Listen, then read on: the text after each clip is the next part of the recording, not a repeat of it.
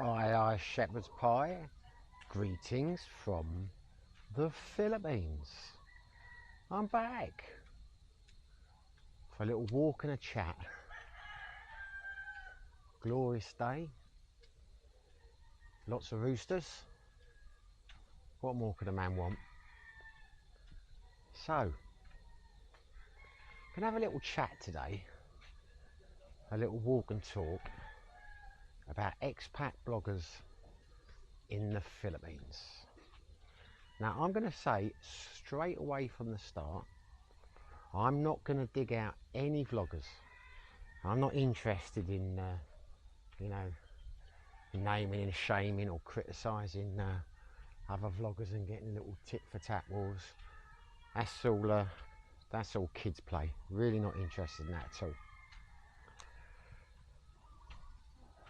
So I'm not going to refer to one basic saying is I am not talking about any particular vlogger in this video or any particular vloggers plural. The reason I'm making it is I've had a number of comments over the last few months from people who've watched my videos saying that complimentary things along the lines like, you tell it how it is, you know what you're talking about, you're honest. Now, the implication of those comments can only be that they feel there are vloggers out here who aren't being honest, who are potentially misleading, lying, I guess. I mean, that's the only conclusion I can really draw from that. And that got me thinking, because when I first came to the Philippines, anyone who watches the channel will know I was very disappointed. It was not what I was expecting. The first 2 months, or the first month when I was in Sibilan, Dumaguete, I was not impressed at all. And I felt cheated. I felt I had been lied to, because the reason I came to the Philippines was because of vloggers, basically. It wasn't vloggers that put the idea into my head to come to the Philippines, but the way everyone does these days, with YouTube being such a big thing, if you think, decide you're thinking about going to a place, you watch vlogs, you listen to people, you research, you look for advice. And I was of a couple of minds which countries to go to. I was very happy in Thailand, I had some great times there, but I thought, I love the place, but maybe there's somewhere better. Wouldn't it be a shame to not try somewhere else for a couple of years? And I gave serious thought to Colombia, and I gave serious thought to the Philippines. And in the end, the Philippines won out. And it won out, in retrospect, because of the vloggers I was watching. They built the place up to be somewhere that I wanted to come. Now, when I got here, I was bitterly disappointed, as I said, very disappointed. And I felt that I had been misled.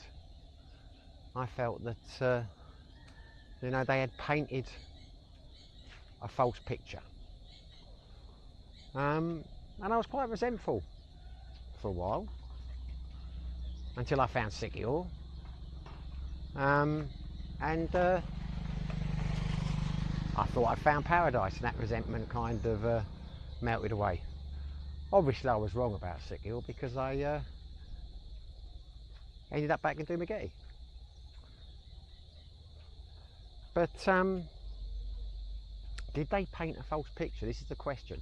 And if they painted a false picture, did they do it on purpose?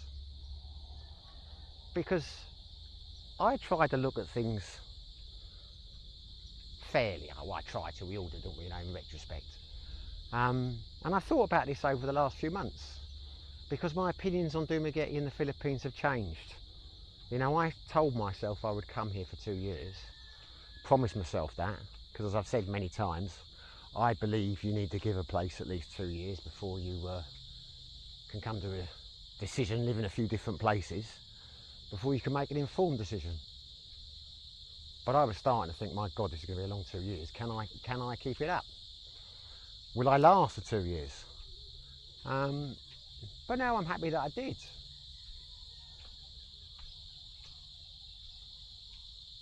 But a lot of the things that I was led to believe have not turned out to be the way I thought they would be. My God, could you hear those crickets? They're deafening. It's a strange thing, these cricket sounds, because you will hear them like that and you'll think, my God, this would drive you nuts. But they won't be there all the time. They must move on somewhere else. They must, because it's not like that all the time. I've walked down here several times over the last couple of weeks. Never been that loud before. Anyway, I digress. So let's talk about some of the points, some of the selling points of the Philippines that these vloggers led me to believe. The people are the friendliest people on the planet. They're wonderful.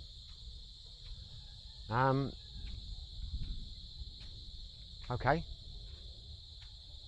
I was disappointed when I first got here.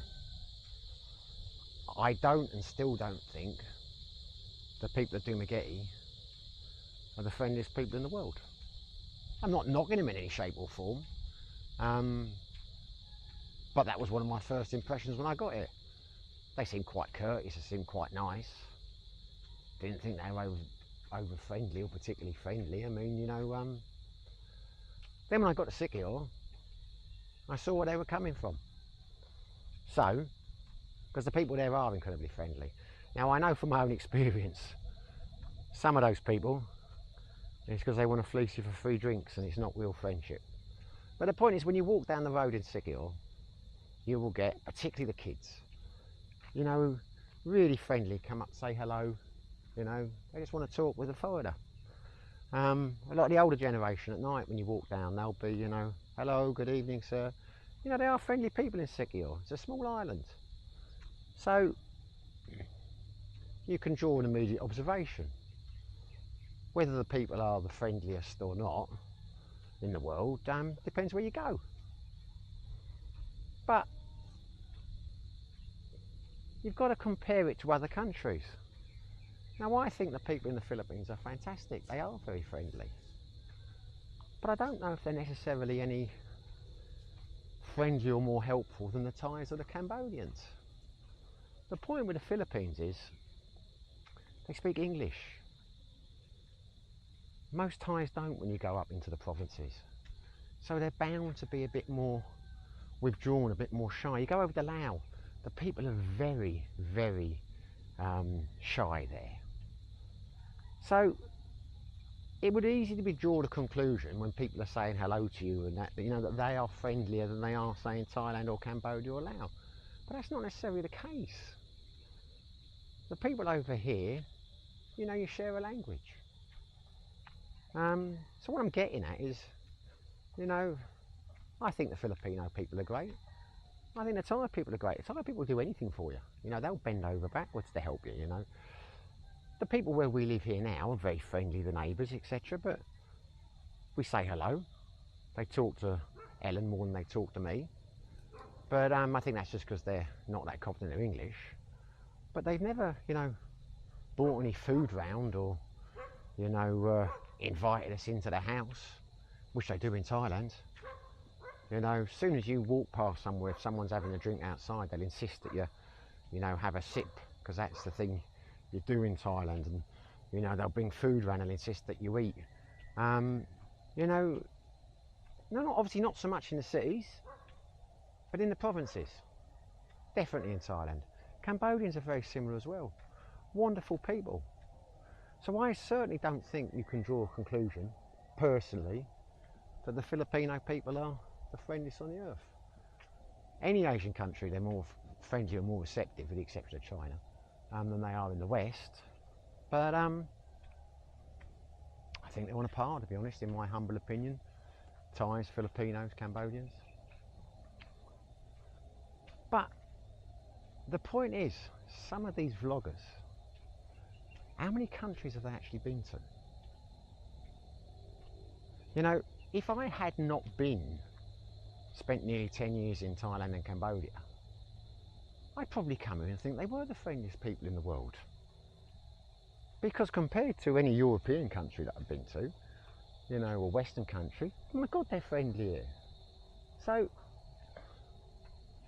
to me, when you say you've been misled, I think it suggests that someone has deliberately lied to you. I suppose it depends how the context you use the word in. So what I'm getting at is, you know, people will say they paint too rosy a picture of the Philippines, some of these vloggers. Well, maybe they do, but do they do it intentionally, or do they just not know any better?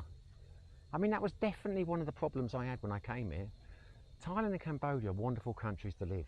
It's a very high bar. So when you've been living in Asia for a while, you come to a place like the Philippines, you are immediately judging it in comparison to other Asian countries. You're not judging it with your home country. So I can't blame them for that. You know, they're giving their opinions. Don't think they were deliberately misleading me. I mean, some might. Certainly not the channels that I watch. I don't have any, you know, particularly feel that any of the channels that I've watched, and don't really watch anymore, to be honest with you. I watch a few. Don't tend to watch the, you know, the ones I used to watch in the old days, or some of the established vloggers, because they just tend to talk about things, you know, selling the Philippines, you know, should you come to the Philippines, etc., etc. Not so much aimed at people who are already in the Philippines. There's a guy gave me, Brent Trippin, he gave me a heads up or shout out on one of his videos the other week, which I was grateful to, saying he watched my channel because we're in a similar situation, and I talk about finding my feet here. Well, that's why I watch his channel as well, you know, because that's what I'm interested in. I'm interested in the experiences of, you know, where to go, what to do to people that have, you know, are in a similar situation to me, similar age, etc. You know, I know quite a few of the vloggers out here now. I mean, you know, I've done videos with them. They're all quite a bit older than me. You know, they've got different priorities in life. They're in different stages. So the advice they give isn't necessarily that relevant to me. But I still watch them from time to time. I'm just saying, you know, but in the early days, these were the people that inspired me to come out here. Now, the other one was the women. Now, I didn't come out here for women. Obviously I want women, I mean, I like women, I'm a girlfriend and that, but that wasn't my priority. You know, I didn't come out here because I needed to find a girlfriend or something like that, because, you know, as I said many times, very easy in Thailand, very doable in Cambodia. You know, Asia's quite an easy place for Western men to meet women. But I was led to believe, watching some of these vlogs, that it was the easiest place in the world and you'd find a girlfriend no problem, and, you know, etc., etc. And some, when you get out of the airport, they'll call you guapo, or you know, but as I said in the video the other day, no one's ever called me guapo in all the time I've been here that I can think of. It's not as easy as they make out.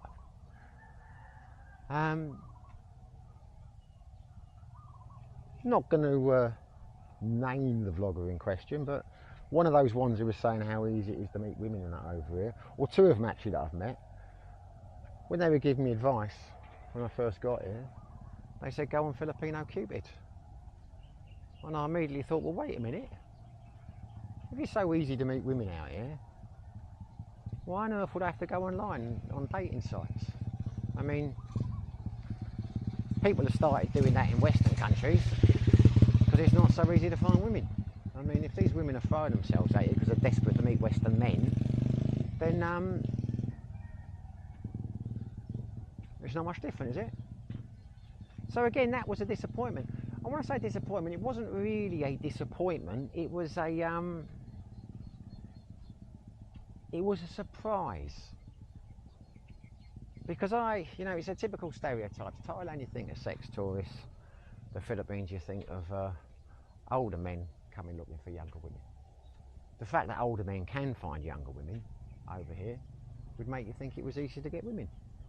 It's not too difficult, but as I've said before, it's not as easy as Thailand. So there you go. Were they painting too rosy a picture? Were they trying to mislead me or you? Don't think they necessarily were.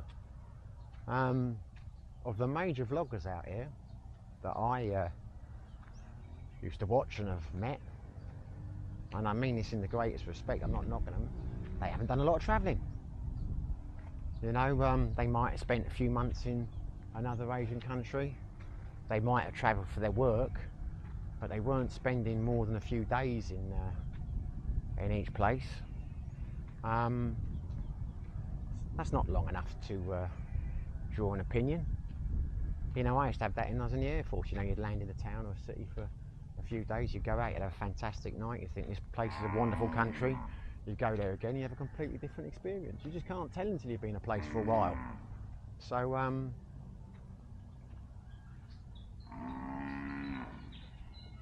I would suggest some of the things they say, and I say this respectfully, they don't know any better.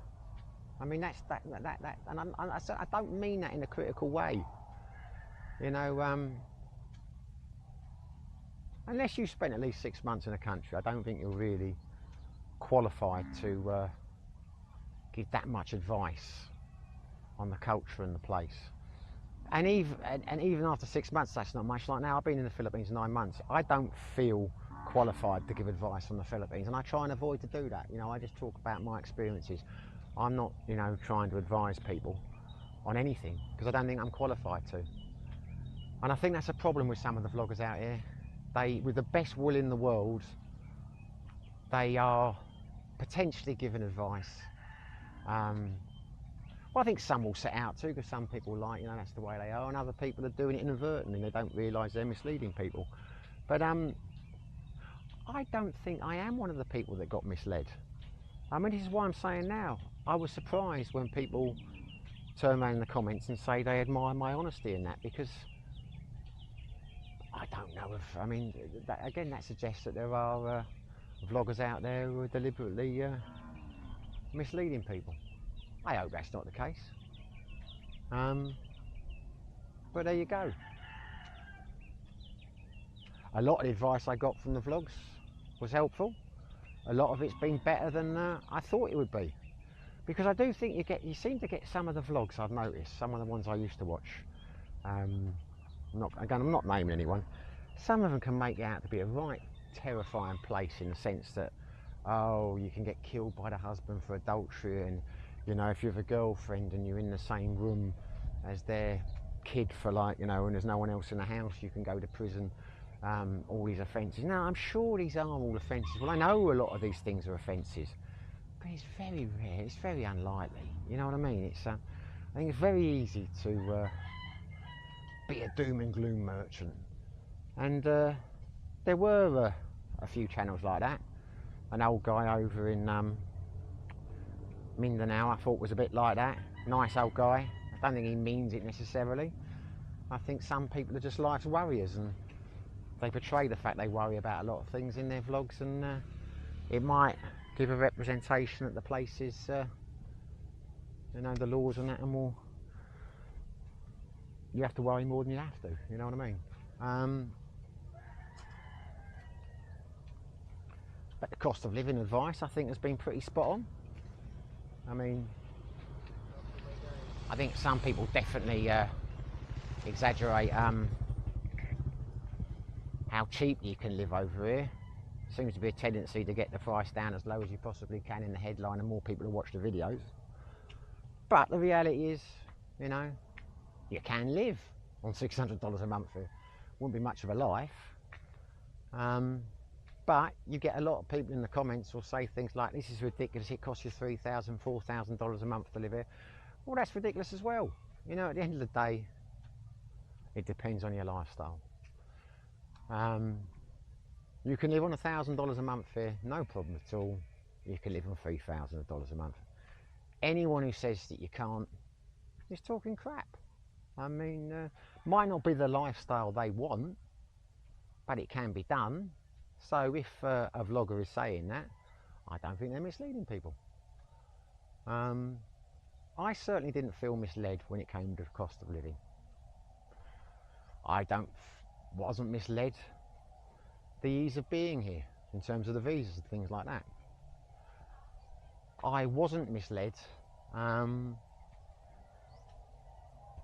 in terms of the infrastructure, the power cuts. If anything, there have been less power cuts than I expected.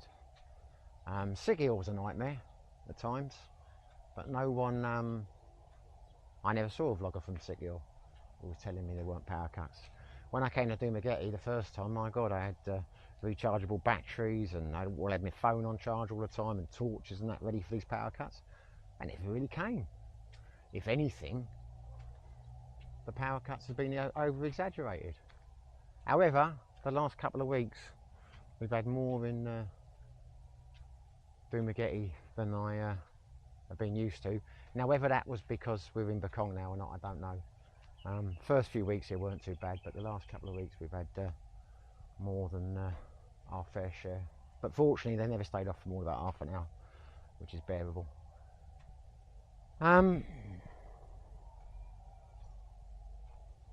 So the trouble is, when I'm walking around, I've got things to say, but I lose my train of thought. Look at that. Why people come out? I mean, it's not nice, is it, dumping your rubbish here like that, but there you go. So I don't think I was misled in terms of the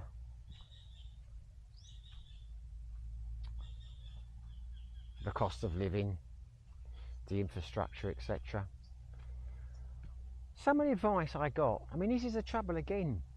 You know, I was led to believe that it was very hard, due to the bureaucracy here, to get things done in terms of your driving license, you know, opening a bank account, things like that. I'm trying to think what else. There's another thing I've done recently. I can't think of it off the top of my head. They were quite easy, you know, but again, you know, I can give you, I've done a video explaining how to get your driving license. I've made it out to be quite a straightforward experience. Same with a bank account. But they were just my experiences. So if someone goes and can't open a bank account, someone goes can't get a driving license, have I misled them? Didn't intend to. They might perceive that I have, but it was unintentional. So from my experience, as I say, when it comes to bureaucracy, when it comes to visas, when it comes to driving license, when it comes to bank accounts, it's all been a lot easier than I thought it would be, you know. Very happy with my bank account, by the way. Digress a bit. Some people asked in the comments when I did that one on bank accounts, do you get online banking? You can't get online banking in the Philippines. Yes, I've got online banking and it's very good. That's with my BDO account. So it makes you wonder. Things like, you know, getting married here, taking your girlfriend out the country, etc. Again, people lead you to believe it's really, really difficult to do, and maybe it is. I haven't done it. I've got no intention of doing it in the near future. But those people who are telling you it's difficult to do, you've got to take it with a pinch of salt. You've got to take everything any vlogger says with a pinch of salt, because it's all based on your personal experience.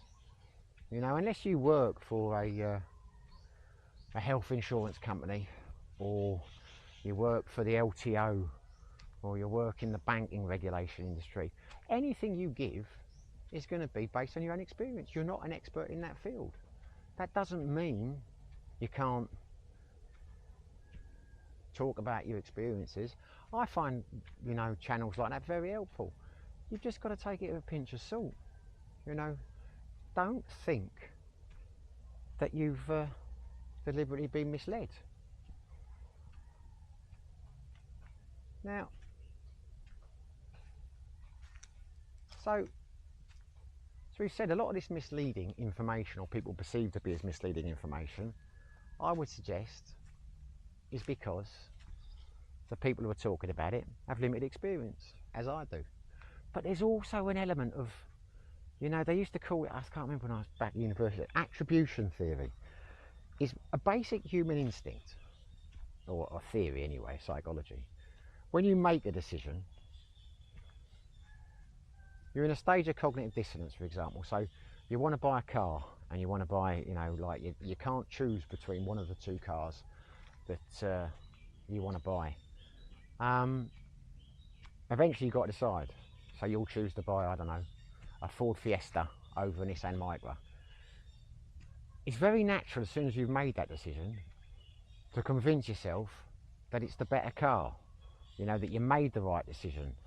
Because otherwise you're just going to be disappointed, and it just, you know, it doesn't, you know, it causes you stress in your brain.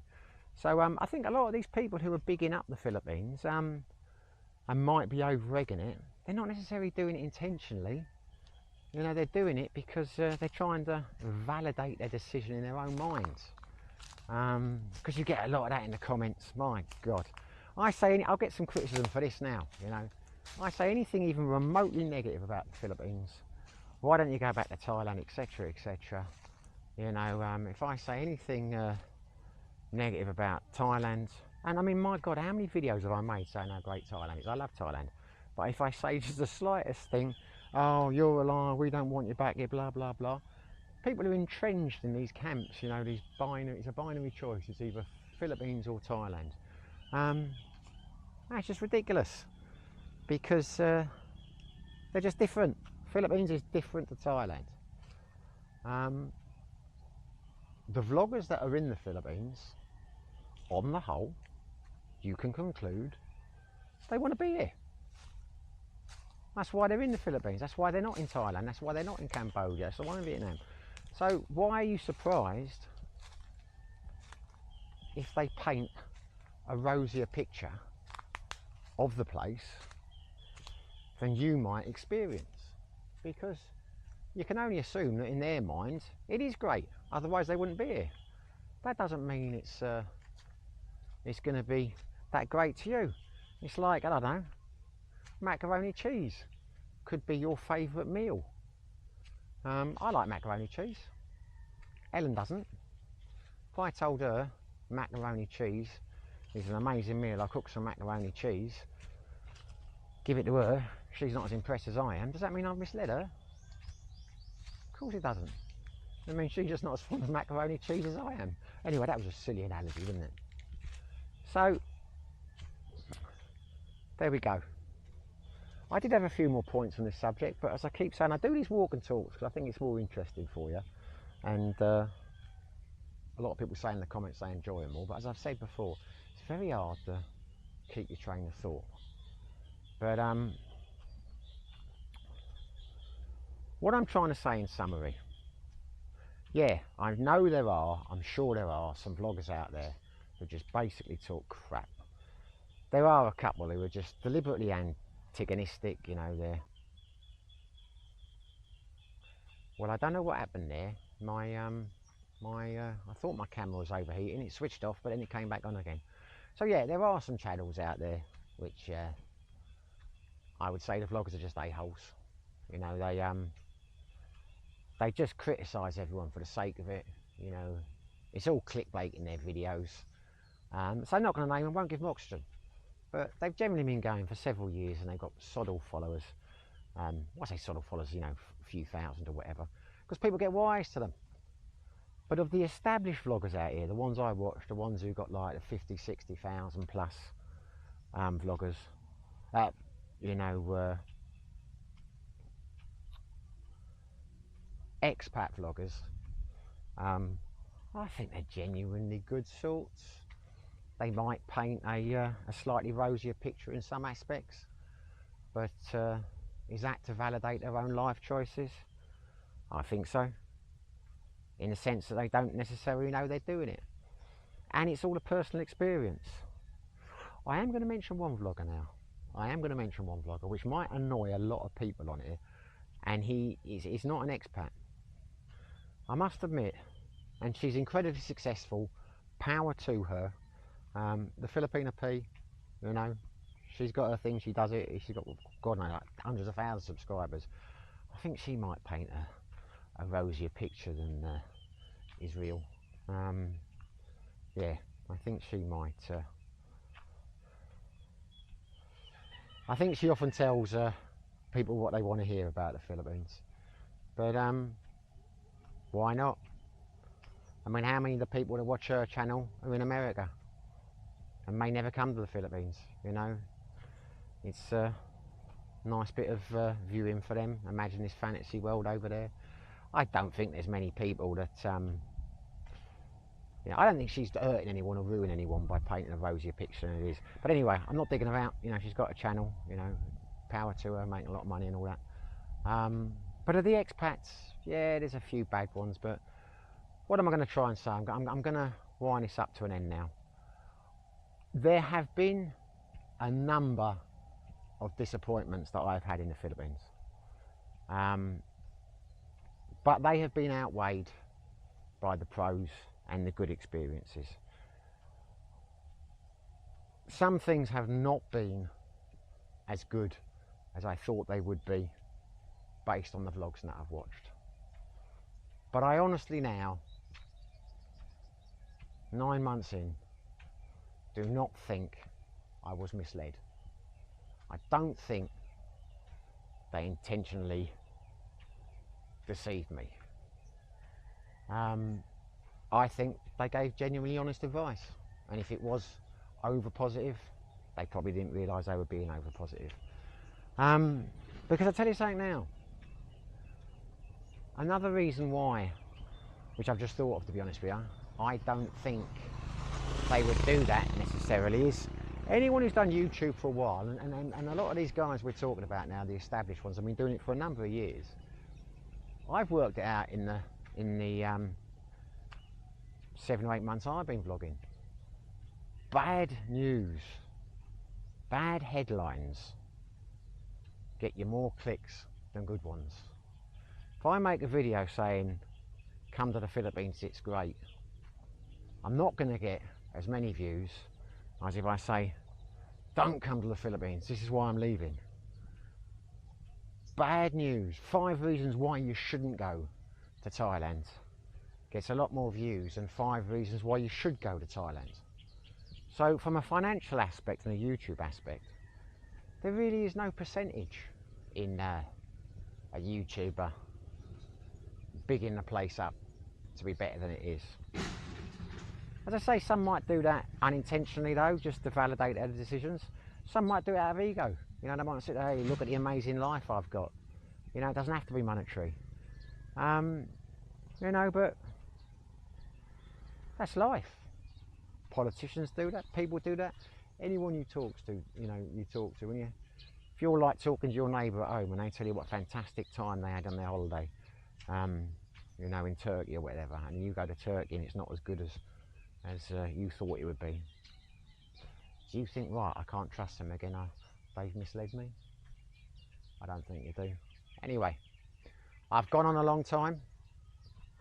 My conclusion is I haven't been particularly misled. More importantly, if you feel you have, learn from it. Take advice with a pinch of salt, whoever it comes from, even if they're an expert. If you go and see a doctor and they give you a terrible diagnosis, what do? You go and get a second opinion. You know, that's the way of the world. Watch the vlogs, take in what you want to take in. If you're not sure about something, watch some other vlogs, do your own research. There you go. I say I never give advice on this channel, but I'm giving advice. So I think I'll come to an end now. I've made a decision. I'm going to buy a scooter.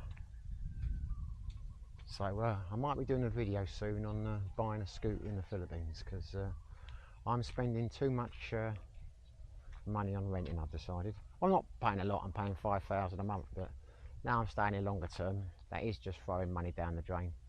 So I am going to buy a scooter. I might talk about that in a live stream. I might do another video, because I would be interested to hear people's observations and advice on that, because I'm no expert on bikes. I have driven a Honda Click out here. I have driven a Yamaha Mio Gravis, and at the moment I'm driving an M-Max. At the moment I'm inclined to get a Gravis. The M-Max is a lovely drive. I mean, it's a much more powerful and comfortable bike than the other two, but I don't need a powerful bike like that, you know. And Ellen doesn't like it. She thinks the seat's too big. I like the Gravis. Don't think I'll get a Click. They're cheap and cheerful, but not for me. Of the bikes I've ridden so far, the Click is the one I am less likely to buy. Anyway, I have completely changed the subject. I'm just saying that because I'll be very interested to know what people think. People who know more about bikes than I do. Pop it in the comments. I'll be much obliged. Right, well, there you go. Gonna knock it on the head now. Not actually lost today, which is good. I will be able to find my way back to the house. About 5 minutes from here, but I know where I am. Anyway, hopefully you enjoyed the video. If you did, smash the like button. If you didn't, I'm very sorry. If you do smash the like button, why not take that extra step and subscribe if you haven't already? But whether you do, whether you don't, wherever you are, whatever you're doing, stay safe, be lucky.